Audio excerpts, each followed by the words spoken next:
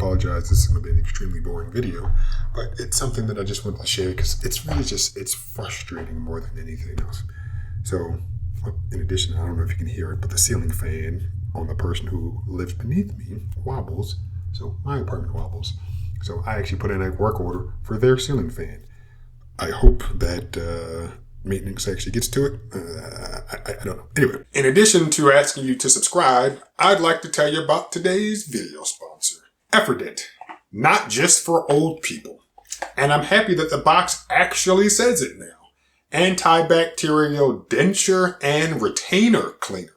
So I am very fortunate to say that I have all of my teeth and I want to keep them as straight as they are. So I personally use a retainer.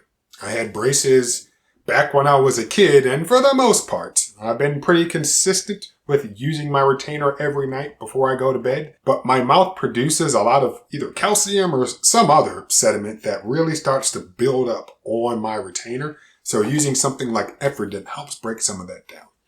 Also, the water here where I'm currently living is extremely hard, so all of those minerals start forming little deposits on the actual retainer. So again, using something like this helps, in addition to routine cleaning, scrubbing, and some other things. So, Effordent, not just for old people.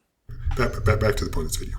But last week, I was trying to upgrade both of my parents' phones. So I sent my dad a Pixel 8, and he was coming from a Pixel 6a.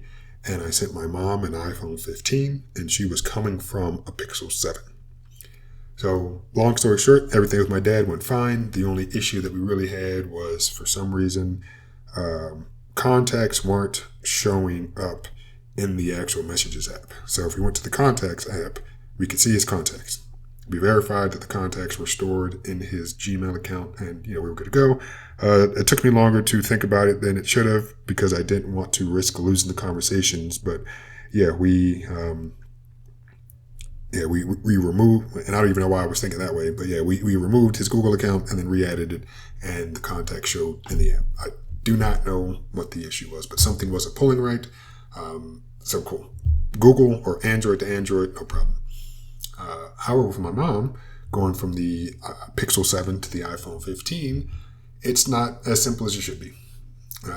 Yes, there are two ways to do, well, I'll say two, but there's either a wired or a wireless way. Wireless in the past has not been as simple as it should have been. So if you're watching this, well, it's easy now. Trying to explain it to a 68-year-old is not as easy as it might be for you to do it as an individual. Maybe that's attested to me. Maybe I need to figure something out. I need to improve my communication skills. I don't know. But for people pushing 70, things like that don't come naturally to us. They are not intuitive to people who were born that long ago. Or I'll say who didn't grow up with this technology. Not that we really grew up with it either. I mean, I was an adult when I got my first iPhone. But all that to say, I did not want to recommend that way first. We ended up trying it, and that failed. And the reason we ended up trying it is because trying to transfer data via a wire also failed. And I will say it's nice that the iPhone 15 and later now finally has USB-C, because now you truly can just plug the two things in. And even with Lightning to USB-C, I think that would have worked. I don't remember, but I didn't care. I said USB-C, both ends should work. And yeah, everything started out fine. And as we went on, it said it was going to take some time. I think the first estimate was like 3 hours. I was like, good Lord. But I was like, there's no way it's going to take that long. Then it finally dropped down to like an hour and some change. And then, we kind of let the phone sit there and do their thing. Then, I was helping my dad in the meantime. And again, all this is through a freaking Zoom call. So it's not like I was there hands-on. Hands-on, I would have been able to knock this out in a matter of minutes probably. And I would not be making this video. But as time went on, again, after my dad's phones finished, we ended up getting an error. And the error was on the Android phone. On the iPhone, it said still transferring data. It said it was still receiving stuff. But on the Android device, it said error, couldn't, send whatever. But there was one little thing that really stuck out, like it really stung.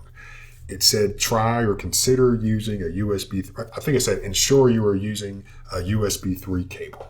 And that hurt. And when my mom first told me, I thought it was the iPhone that said that, because I would have lost it. But it was actually the Pixel. And, I wanted to, well, my dad was in the room helping my mom too, and then he was like, well, it is a USB 3 cable, and I believe him. But honestly, it doesn't matter if it was USB 3. Why? Because the port on the iPhone is USB 2. The port on Apple's non-pro but still flagship device in 2023 and on the 16 this year for 2024 is still operating at USB 2 speeds. That is insane. And before somebody who watches my videos will be like, well, wait a minute, the port on your Zenfone 9 and 10, and I even think the 11 Ultra is also at USB 2. Yes. And I harassed them too. I'm pissed about that. That has changed how I use my phone because I refuse to sit there and wait, trying to transfer large data files. So I wish I had a screenshot of it. And yeah, if I were there doing it with her, I would have, snapped a picture of myself. And I probably should have told my dad to take a picture of my mom's phone, but I didn't. And we will try again this weekend, most likely. But all that to say, in 2023/2024, because the phone was made last year, that's unacceptable. And that is a perfect example right there of, yes, well, why don't you just use the wireless option? Yeah, you're right. I could have, and we ended up trying that, and it failed too. So, like I said, we'll try again this weekend, and we will try the wireless route. And for people who do remember, it wasn't as simple as, the phones just talk to each other. You had to, I think, tell the iPhone, yes, broadcast this wireless signal or whatever, because you then also downloaded the app on the Android device. But then it didn't just connect automatically. You had to make sure that you went into settings, and the iPhone now set up a little personal hotspot, we'll just say, a little local Wi-Fi network, and you had to ensure that you connected to it. But I think you had to do it like midway through the overall transferring process. Like it wasn't as easy as it should have been back then, and it's been a while since I've tried. But that's what we will try tomorrow, most likely, or Sunday. But yeah, USB 2. Like, I don't want to say it just needs to die because, yeah, it's fine to have a port on a device that has multiple USB ports. One of them is USB 2. Cool. There are reasons. I will say that. I feel like I know that there are reasons. What are those reasons? I can't say per se, but I feel like I know that there are reasons to keep USB 2 around, but on your flagship device, because technically that's all you really make, minus the SE. It should just be USB 3. And I don't think we would have had that problem because I'm sure the phone just timed out. It was like, I don't know what's taking so long. It shouldn't be taking this long, but it is. So we're just going to stop. But yeah, USB 2 in 2023, 2024 on an iPhone should not be a sentence or a group of sentences that anybody should ever have to say. And again, sorry for the static image. If we get an error again tomorrow and I'm able to get a screenshot, then I might add that to this video before I edit it. But yeah, I just wanted to share that even the picture was like, what the fuck, man? Why is this taking so long? We're just going to stop. Error. Try using USB 3 because you should be. That's it. You should be. USB 3.